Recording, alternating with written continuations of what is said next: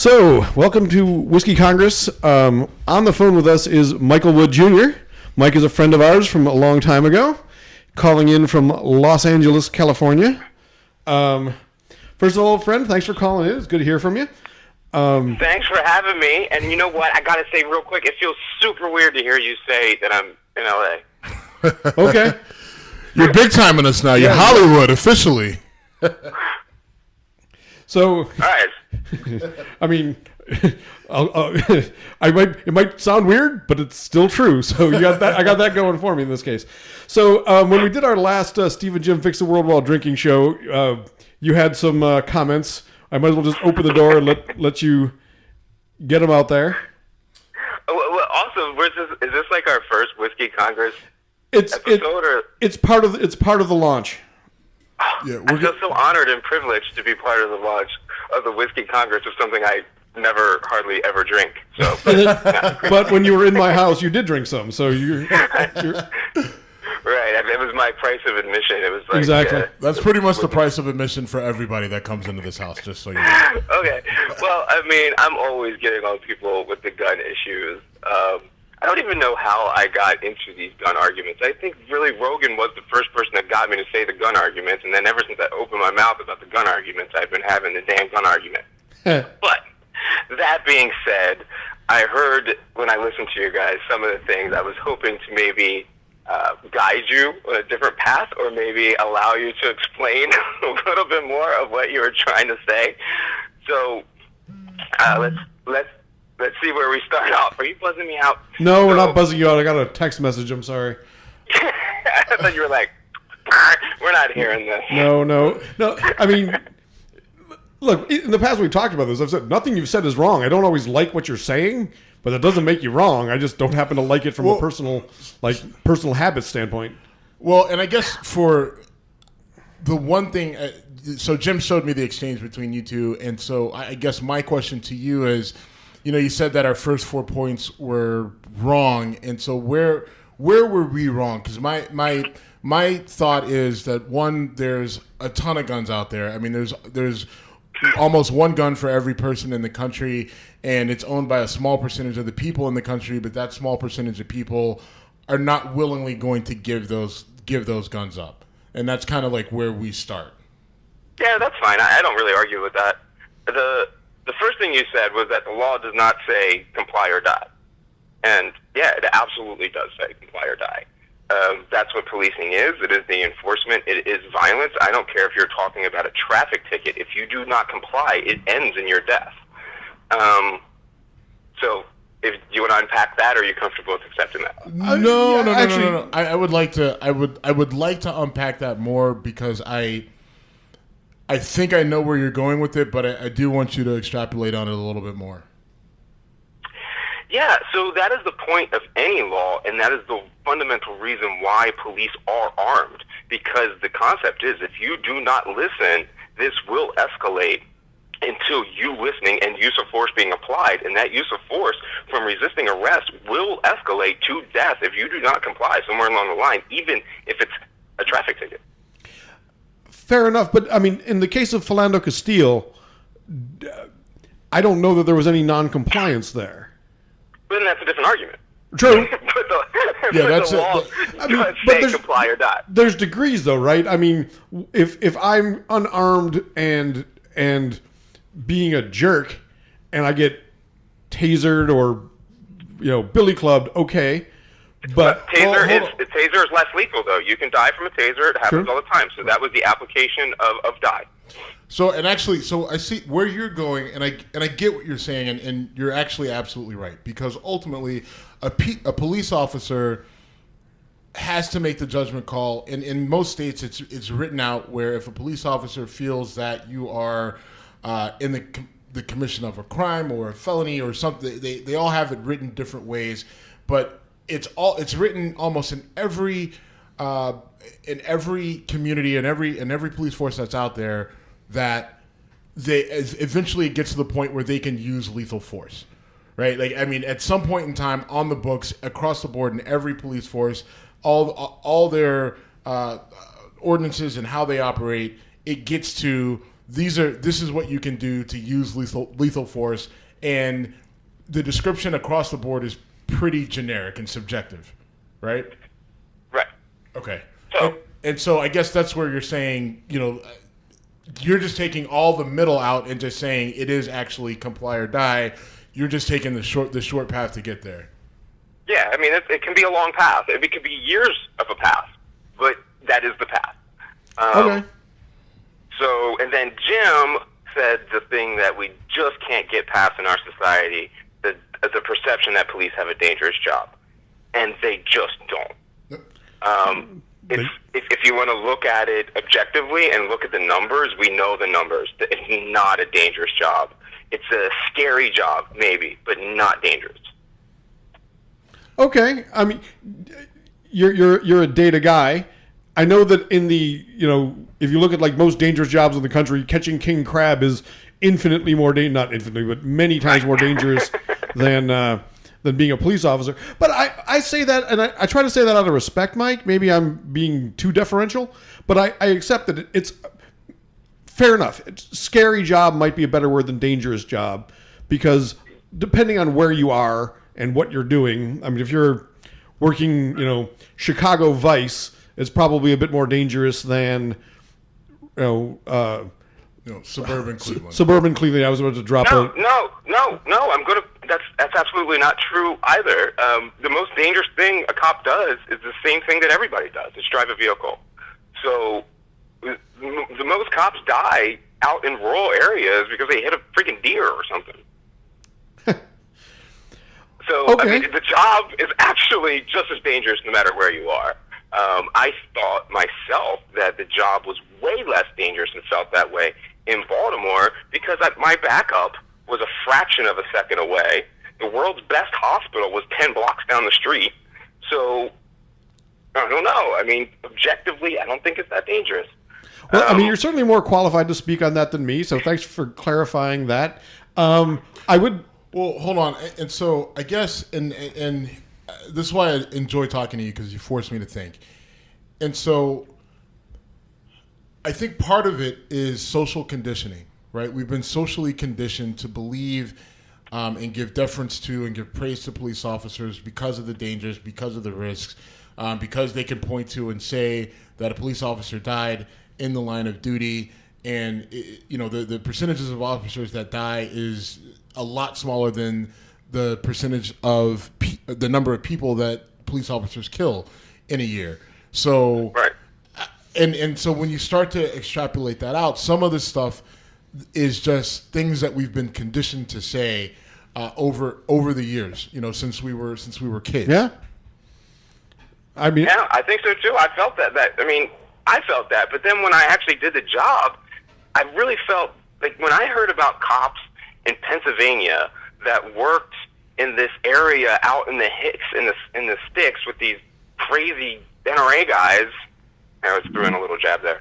And If you've heard me talk about the idea NRA, that- you know that's good. Yeah, we're going there next. But if you're a state trooper out in PA and your backup is 45 minutes away, I was like, that shit is scary. I can totally understand that line of thinking. I don't know that we've ever had this conversation. I think I've had it with Steve, though. I think you know that I'm a concealed carry holder or concealed carry permit holder in Ohio. The only times I carry is when I'm going off in the sticks to go fishing. I live in the city of Cleveland. I don't feel afraid here, but when I'm in the middle of nowhere and know that if something goes wrong, I am completely on my own, that's when I'm the most nervous. Yeah, and I get that. So the person in the suburbs that wants to have their shotgun, hey, you're not going to get a pushback from me. I totally get it. Jim, I really appreciate your comments about the NRA, and then you too, Steve. So I'm glad you guys caught that point, and I wanted to point that out about how the NRA is just bullcrap. Yeah, I mean, their complete lack of response in the Philando Castile case is not surprising, but to me very exposing. Because, look, that's the guy you're supposed to be representing if you take away skin color, and that's pretty much all I can say about that. Yep, totally agree. And what's interesting is that, on our last show, I was saying how there was a guy, Mike, are you familiar with Colin Noir at all? No, I don't think so. Okay, he's a NRA spokesperson. Oh yeah. I know you're talking about. Yeah. And so at that point, I hadn't seen anything from him. He did end up doing an open letter. I would love to take credit for it that we motivated him to do it, but that is not the case. He penned an open letter that talked about an experience that he had. And the letter really it wasn't a great response, right? He said it happened and Philando Castile should be alive. But he backstopped it and hedged a lot of it with a lot of the common NRA rhetoric. So it was a response. It wasn't great. It wasn't the worst, which is probably why they had him do it instead of Wayne LaPierre. But it was a response. I don't think it really changes the three of us. I don't think it changes our opinion. It was too little, too late, and it really goes to show what they're really all about, right? This is nothing to do with actually gun rights for everyone. It's gun rights for a specific group of people for a specific reason to continue to allow the gun manufacturers to cash in. And for that lobbying organization to continue to drag money out of people with amazing success. Yeah. I mean, go ahead. Totally agree on that. So we'll move on to the next thing, Let's which go. was you guys got into if you take away guns, then people will use cars and knives and things like that. No, you guys totally will accept that means a hell of a lot less deaths, right? So the goal was always less deaths, not zero. We're not going to get to zero. Understand? Mike, I don't know what my BAC was at the time that was said. And I always want to. I know that argument is bullshit. Now, my big point is that it's a long process. If you're going to say, you know what, America, we're treating you like Australia, you've proven you're not mature enough to have guns, you could certainly make that argument. And I know your argument is if you restrict things to bolt-action rifles and pump shotguns, that you would reduce gun violence dramatically. No argument there. It just happens to dent my personal collection, so that's my only... Mike, let me ask you this. What are your thoughts regarding gun violence in inner cities, in predominantly black and Hispanic neighborhoods? In relation to, okay, if we take guns away and we outlaw handguns and all these other guns and we get them completely out, we say you can't have these. How do you think that impacts what happens, in our inner cities? Some of the stuff that we're trying to clean up. I mean, you guys know my PhD work is in management. It's not in policing. So I'm looking at this in supply and demand, and I'm saying a lot of gangbangers start getting rich selling guns to white people. And vice versa. No, it's going to go the other way around, because remember, gangbangers and people in cities that are resorting to gun violence, they're doing this because they do not have resources and opportunity. So once you make that gun more valuable, the longer they hold on to it and preserve it, as the gun will become more and more valuable. So I would think they'd be holding on to them, because why would you use that to try and shoot somebody when this thing's going to be incredibly valuable going forward? Well, a long time ago on this show, and there's a gun shop in Indianapolis called Don's Guns, and that guy basically... I watched all those videos after you told me to. They're ridiculous. Fucking scary, isn't it? I mean, that guy might as well say, I want to pump as many guns into the ghetto as I can. They're cheap, they're fun, have a gun. I mean, he might have used those exact words. It's unbelievable. Mike, there's a few things that I want to throw out at you, because I want to hear you talk about them a little bit more. And there's some common narratives that are thrown out. People get into these kind of traps of saying these things, and I'd like you to talk about them. The one thing you hear commonly when we're talking about policing, and I'm kind of transitioning us because I do want to get to the Philando Castile situation. One of the things you hear often is, it's only a small percentage of the police that are bad, and they're making the rest of the police officers that are good look bad. What are your thoughts when you hear someone, kind of raise that statement? Right. So, I mean, people can look at some of the videos that I've done expanding upon this more. Well, the thing is like, for that, if you're looking at it in that narrow window, yeah, they're right. But this isn't what we're talking about. This isn't about individual cops. This is about a system that sets the stage for cops to do things that are occupying forces and going against the people.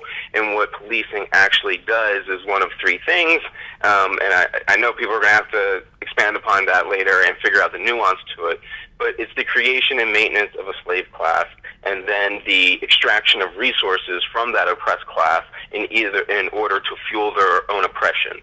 So what that has evolved to today to look like is regressive taxation, like tickets and citations and bails and things like that police are focused on in poor neighborhoods, and then when those people can't pay those kind of bills because a $45 fine to somebody that makes $12,000 a year is incredibly significant. So they can't make these things, and then that money is funneled into the policing, and then so the police are funneled by tax paying and like civil asset forfeiture and things like that to fuel the continued oppression of that class.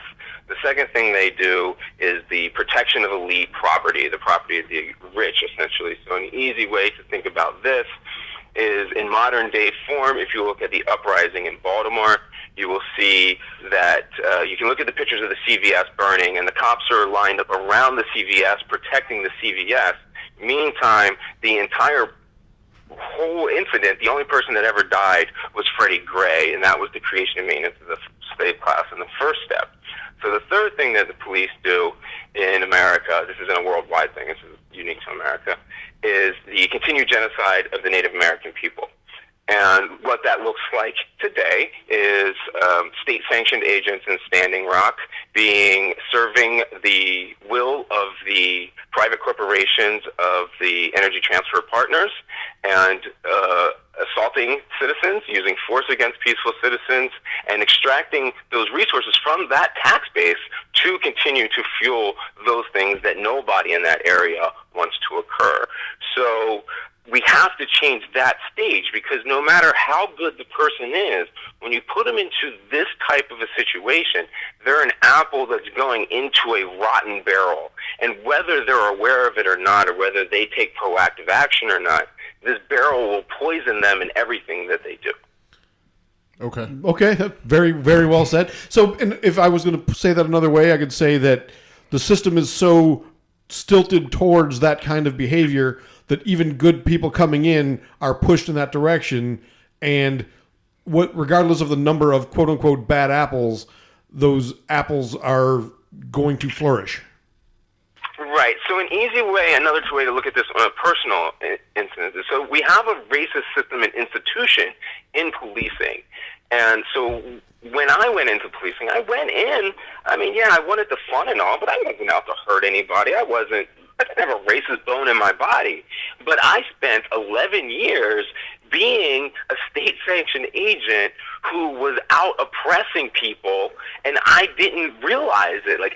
My actions were racist actions. And it took a while to think about that, because I was being sent there to gather quotas and to do these things, and I was sent to these areas, so I'm just following the orders. This is where I get sent. I don't think about why I'm there and what this actually does to the neighborhood until a long time of observing and thinking about it. You know what I mean?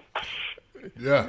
And I have to wonder, and this is, I guess, more of a personal question, and I think we know the answer, right? Because we see what you're doing now. But, once you realize that, what was your response to that? All of a sudden you woke up, you had the Tamir Rice situation, which I think sparked some things for you, if I remember correctly. And that realization, what was that moment for you? What was that like? Well, I probably spent 12 years trying to be the perfect cop, and so to understand the law, to understand how police should behave, the best practices, and how you interact with the public. But the idea that if we were professional, what we had lacked was professionalism. So if we could be perfect and professional at this, then we would improve ourselves. But in that process of learning and trying to figure out how to do that, I realized we had a management issue. So I ended up doing my PhD, or I started my master's in management. And then when I was doing that, you learn about systems and incentives and disincentives, and like corporations are structured a certain way so that they have a certain output. And these things happen regardless of what the employees intend. It's because it's built into the system. And so when I took those concepts and applied them over to policing, why the hell that hasn't been done before, somebody needs to talk to scholars about. But anyway, when I took and applied them over to policing, and you trace back what your incentives and disincentives within the system are, it means that your employees are going to act in this incredibly racist manner, whether they intend to or not. It's because of the policies and practices in place. Oh, interesting. So you got to fix it, So at that point, I had to fix it, and that's what led me to developing the civilian-led policing model, which is my best effort right now by going through the literature and what we know about criminal justice, what I know from my career, and really more so what we know about corporate social responsibility theory and power structures within organizations, and how that would apply over to policing, creating a system which would actually serve the people and fund their goals. Because protect and serve in this system means protect and serve that rich elite, the politicians, and four-year goals. If we change protect and serve to the people perpetually, then we will have a system that's always fighting to reduce these kind of problems. No, Mike, I have a question about your system and the civilian aspect of it that's managing the actual police force.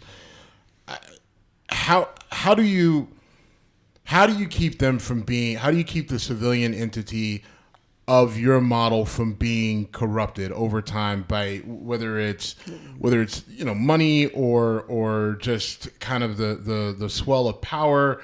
Like how do you kind of combat that within? How do you build into the system a way to kind of help try to prevent the corruption that we see in other kind of aspects of government? Yeah, sure. So this probably was my biggest hurdle, and it would be my biggest area to ask if anybody wanted to contribute to continuing to improve that concept to do so. So we have a bunch of mitigating factors built in, and it's probably the best example of this system is the answer to this question, because the idea is that you reference the people and you get down to the people, what they actually want of a system, what their thoughts are. And that's what I was doing in Baltimore. Is I was at a cookout in front of the CVS. It was like, maybe it was a year after the CVS had burned during the uprising. It had something to do with that. And we were sitting at a campfire, a grill. This guy, Shorty, Dwayne Davis from Baltimore, he's an activist down there. And I was saying this to him, like, I'm having this, I don't know how I get 7 people, maybe 9 people, but most likely 7 people selected from the population that isn't corruptible and is like an equitable representation. Because if we have an election, okay, they're going to get funded by certain people, they're going to get bought. If we have a random selection, well, then you could have a random bunch of rich white people that are going to end up enacting something terrible. So how in the heck do you do this? And he said, oh, it's easy. You just go ahead and you do like a jury pool style, but they have to meet like a qualification to get into that jury pool. Okay. Yeah, So how often you rotate that group? Right. So the way I started thinking about how we needed to do that. And so the first idea that we need to get in is what qualifies people to be onto the board. We have to have, we can't have people that don't know anything be on the board. So the critical element here is you don't need to know anything to be on this board. What you need to know how to do is how to arrive at truth. Because we're going to have all the resources in the world. If you want to ask how you should properly handle a suspect or you should properly run some level of management when you're in charge of this thing, then you can call in all the professors from the colleges there. They're going to be participating anyway, and you could get the best minds around to give you their information. But how do you know what's the best thing to do? How can you sort through that? Well, all we have to do is a month-long online MIT would easily do something like this, where you have a critical thinking class, and people have to take the class online and register, sign up, volunteer to do it, and you have a bunch of other mitigating factors built in, like maybe 25 and over. You can have they have to be residents of the city for at least 5 years, so you get people that are truly invested in it. You can have an algorithm is what we want to say. Like, I don't know how we best go about that. We need to bring in some different scholars to look at it, but we need a system that weights it towards us as shareholders, because this is built off of corporate social responsibility theory and stakeholder theory, and that means that whoever has the most interactions with the police has the most say in the board and who is selected. So this selection of the board has to be weighted towards areas and the shareholders who have the most investment in it. And what that will end up doing is making it so that the people who live in the areas that have the most police attention, then they will be slightly, or not even slightly, they'll be incredibly more likely to end up being on the board. So then you have that balancing effect of whoever is getting the pressure from the state, they end up having the most say in what the police do, so that they will make laws that will protect themselves. And when they make laws that will protect themselves, whenever we protect the bottom, we make rules that protect all of us. So that has a mitigating effect. You have the concept that this is like a 2-year board. So as you rotate people through on a 2-year basis, who is going to sign up and take a $80,000 a year job for 2 years that's full time, that's going to completely take up your life? Only people that really want to do it. If you have a $250,000 a year job, you're not going to volunteer to give that up to go take an $80,000 a year job for 2 years. So you have all these kind of things, and whatever other people can think of, we'll add it in. Okay. And I like that idea, and I like the 2-year rotation is key. I think not key, but it's a big part of it, because you have someone in that position for too long, and I think that's one of the issues that we see in government across the board, is people are able to sit there for 4 years, 6 years, 8 years, 12 years, 20 years. You have these representatives in Congress that have been there for my entire life. So I think that's a huge part of it, is limiting the amount of time, which forces, like, all right, you're going to take this job. If you're going to take it, that means that you're passionate about it. So in that time that you're there, you're more motivated to get more done, right? Right. I mean, there's a whole bunch of, we can talk to psychologists and figure out all different ways to completely fine tune it, but it's also very particular to the area, which is a kind of a hard concept for people to get when we say, well, what would civilian policing look like in my neighborhood?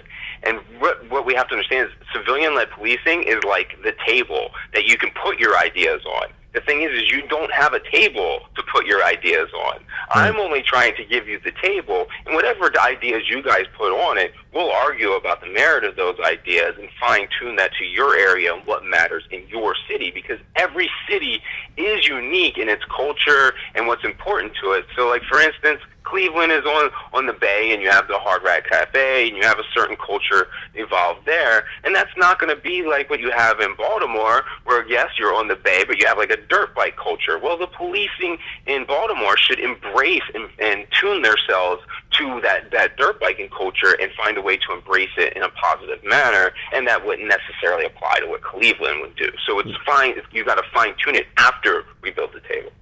I got you.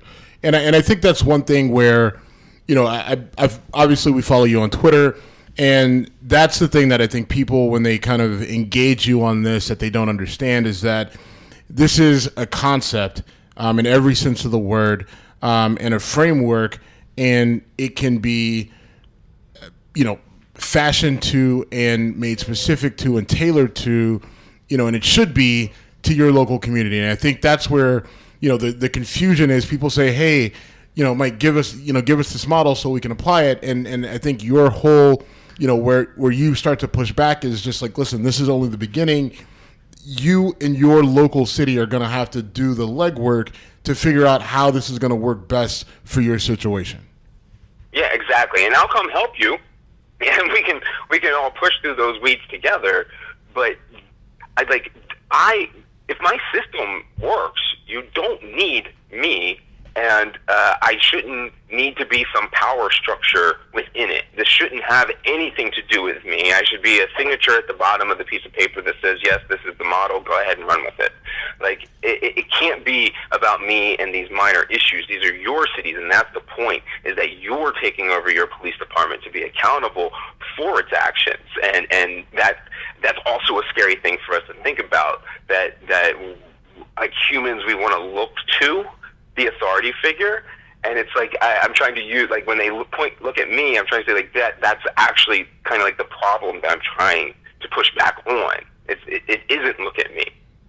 Right. It's really one of those situations where people need to take responsibility for their own communities to get the result that they're looking for, right? Which is change. If this system is right, like I say, and then I'm going to espouse this theory, that also means when I'm pushing back on some people who have police reform measures, the reason I will push back on every single police reform measure is because you are doing it within that rotten barrel. And so whatever you're trying to do, you're just like, maybe you're putting some water out of it.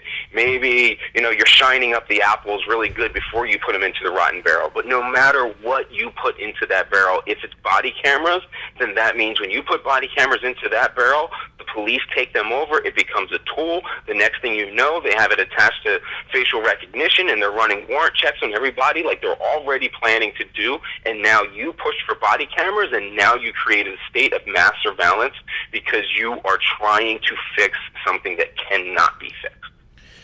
I've been a big proponent for body cameras and dash cams for a long time, and my logic was, if we have that information, then this issue will get a light shined upon it, and it'll get better. And I think half of that's true. There's a light shined upon it, but it really hasn't gotten better. I mean, Philando Castile is a perfect example of, you've got video evidence of what happened. You don't need to take someone's word for it. You don't need to hear he said, she said. You can see it, and still it gets treated the way it did. And that one to me was, there's been a bunch of examples, and it's kind of sad that a lot of times Steve and I will talk about a wrongful death shooting and say, oh, that happened there. Oh, wait. Oh, is that the... they start to run together because they're not aberrations. They're frequent occurrences. And I think it traumatizes all of us in a mass way. Like, it's either going to numb you or it becomes like violent porn to people. And like, I have to review these things constantly to make these videos and talk about it. And it's just like, it leaves a dark cloud hanging over you. And so, like, I get pissed when people are fighting for the wrong things because they're just not, like, thinking about this radically enough to really take charge of our societies. Radical change or complete shifts are something we suck at in America. We don't take bold steps to change things. On a totally different... Well, I don't know if I agree with that. This country is actually built on radical change. The Revolutionary War, the Civil War, the Civil Rights Movement. We've had radical change. It just... Now, I think we've definitely gotten soft compared to where we were. But I think, to Michael's point, is that we need more people to move in that radical direction, but it needs to be a well thought out, controlled radicalism. Like, you can't just fly off the handle and go protest everything. It has to be. My whole position is that it's got to be strategic. There's got to be a purpose, and you have to have a plan and a solution. And going out and just being pissed and yelling isn't enough. I want to totally agree with that. Yeah, we've seen so much of that. I'm gonna put on a hat and carry a sign. Well, that's great, but if you don't have an objective and an achievable objective, it's right. And one of the instances, what happened at Standing Rock, I use that as an example of that. There was a specific objective there. There was a reason why you guys were there. You knew exactly what that objective was, and to some degree you achieved it. Now Trump was elected, and then things, have been, put into flux. But that was an example of how and why you protest.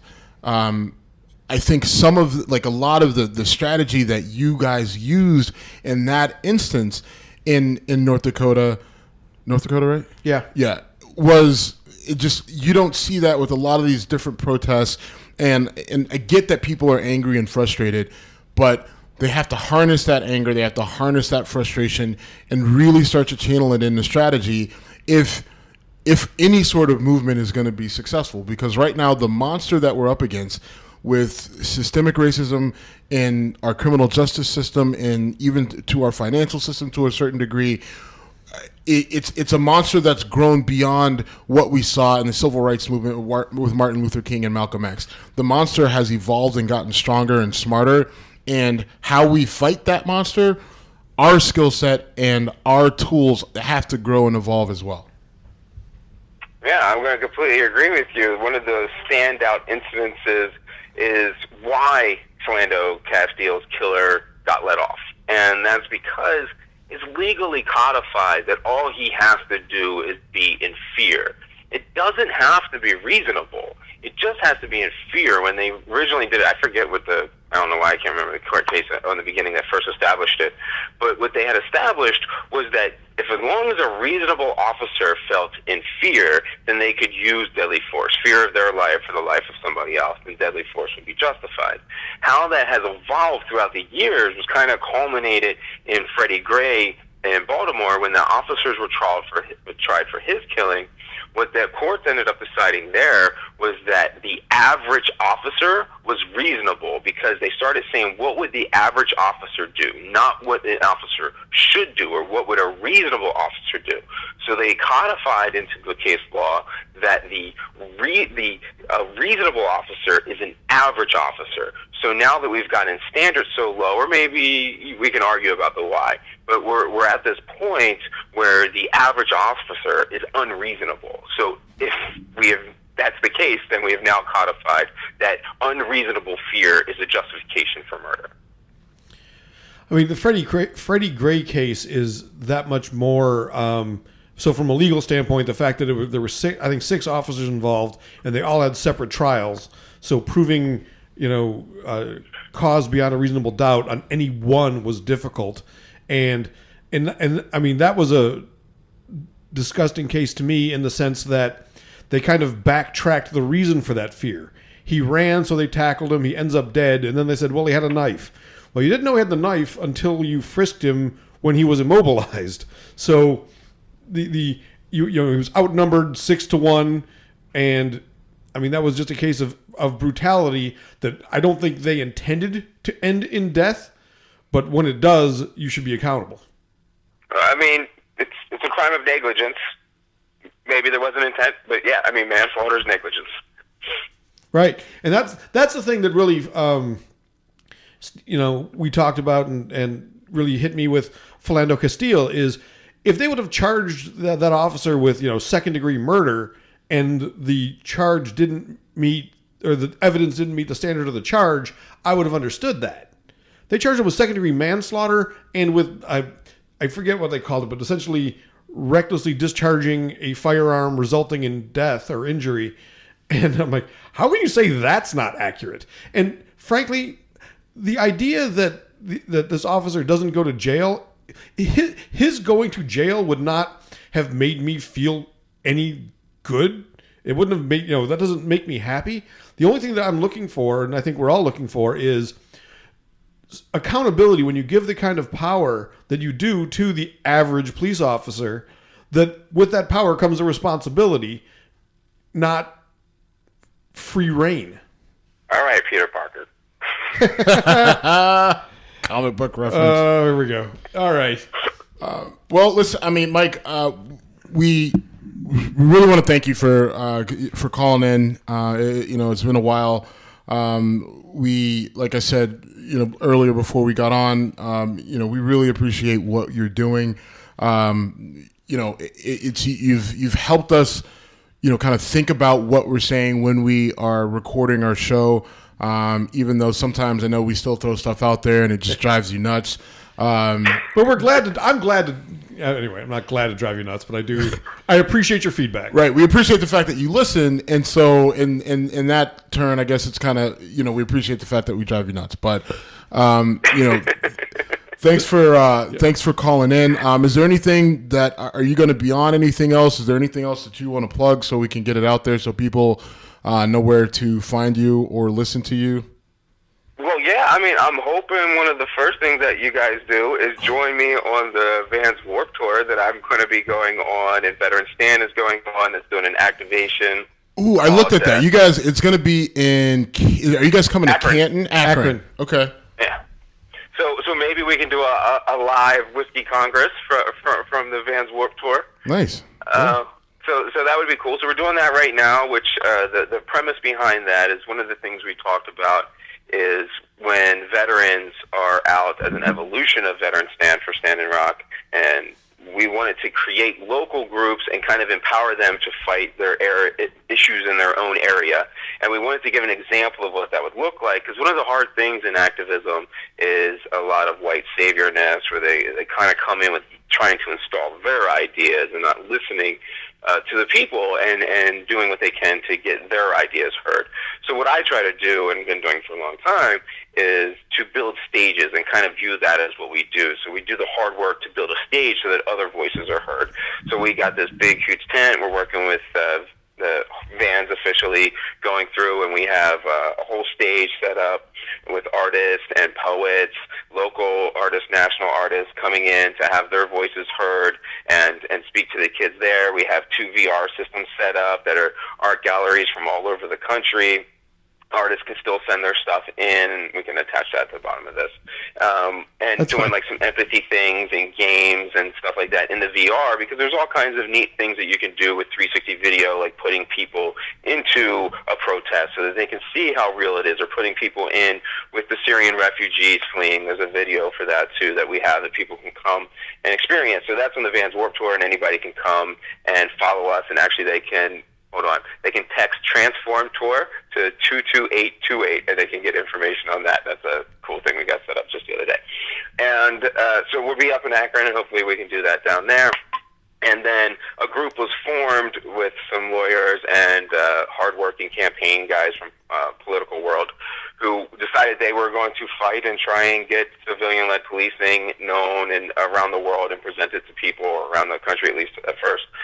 And so they're around on the tour too, going to all the cities and meeting with everybody to talk about how they can install civilian-led policing in their particular area in there and catch up with them. And their website is civilianledpolicing.org, and their Twitter is @civilianledpd. So either way you want to go with that. Fantastic. All right. So that's in July? I don't know. Whatever the schedule says. So the easiest thing would be to go to those sites. look at Yeah, Veterans I've been on Stand. I've been on the site. I saw it, and I had planned on going. I was going to drag Jim there anyway. So once that gets a little bit closer, we'll absolutely get something together, because we'd love to come out and support you and just kind of see what it's about, because it sounds like it's a really interesting time. Awesome. And the tour's already going on now. It's just Right. The CEO and I of Veteran Stand will take turns jumping in and out of. So we can't all be on that tour. That thing's hard. Right. Well, yeah. So thank you again. We'll definitely want to catch up when you're in town, and definitely want to support your cause. So, All right, guys. Awesome, Love you, brother. man. Thank you. Appreciate it. take care, brother.